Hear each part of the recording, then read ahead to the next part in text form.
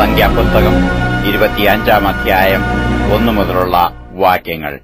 Israel ശിത്തീമിൽ പാർക്കുമ്പോൾ ജനം മോവാബ്യ സ്ത്രീകളുമായി പരസംഗം തുടങ്ങി. അവർ ജനത്തെ തങ്ങളുടെ ദേവന്മാരുടെ ബലികൾക്ക് വിളിക്കുകയും ജനം ഭക്ഷിച്ചു അവരുടെ ദേവന്മാരെ നമസ്കരിക്കുകയും ചെയ്തു. ഇസ്രയേൽ ബാൽപെയോരിനോട് ചേർന്നു. യഹോവയുടെ കോപം ഇസ്രയേലിന്റെ നേരെ ജ്വലിച്ചു. യഹോവ മോശെയോട് ജനത്തിന്റെ തലവന്മാരെയൊക്കെയും കൂട്ടി യഹോവയുടെ ഉഗ്രകോപം ഇസ്രയേലിനെ വിട്ടുമാറേണ്ടതിന് അവരെ യഹോവയുടെ മുമ്പാകെ പരസ്യമായി തൂക്കിക്കളക എന്ന് കൽപ്പിച്ചു.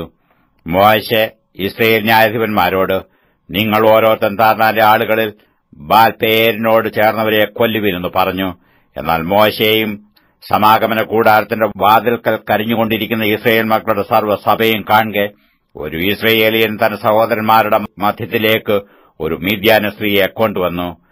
അഹരോൻ പുരോഹിതന്റെ മകനായ എലെയാസാരിന്റെ മകൻ ഫീനഹാസ് അത് കണ്ടപ്പോൾ സഭയുടെ മധ്യയിൽ നിന്ന് എഴുന്നേറ്റ് കൈയിലൊരു കുന്തമെടുത്തു ആ ഇസ്രയേലിന്റെ പിന്നാലെ അന്തഃപുരത്തിലേക്ക് ചെന്നു ഇരുവരെയും, ആ ഇസ്രയേലിനെയും ആ സ്ത്രീയെയും തന്നെ അവരുടെ ഉദരം തുളയും വണ്ണം കുത്തി.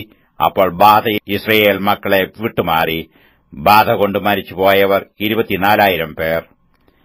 പിന്നെ യഹോവ മോശെയോട് അരുളി ചെയ്തത്, ഞാൻ എന്റെ തീക്ഷ്ണതയിൽ ഇസ്രയേൽ മക്കളെ സംഹരിക്കേണ്ടതിന് അഹരോൻ പുരോഹിതന്റെ മകനായ എലെയാസാരിന്റെ മകൻ ഫീനഹാസ് അവരുടെ ഇടയിൽ എനിക്ക് വേണ്ടി തീക്ഷ്ണതയുള്ളവനായി എന്റെ ക്രോധം ഇസ്രയേൽ മക്കളെ വിട്ടുപോകുമാറാക്കിയിരിക്കുന്നു. ആകയാൽ ഇതാ, ഞാൻ അവന് എന്റെ സമാധാന നിയമം കൊടുക്കുന്നു. അവൻ തന്റെ ദൈവത്തിനു വേണ്ടി തീക്ഷ്ണതയുള്ളവനായി ഇസ്രയേൽ മക്കൾക്കു വേണ്ടി പ്രായശ്ചിത്തം കഴിച്ചതുകൊണ്ട് അത് അവനും അവന്റെ സന്തതിക്കും നിത്യപൌരോഹിത്യത്തിന്റെ നിയമമാകുന്നു എന്ന് നീ പറയണം.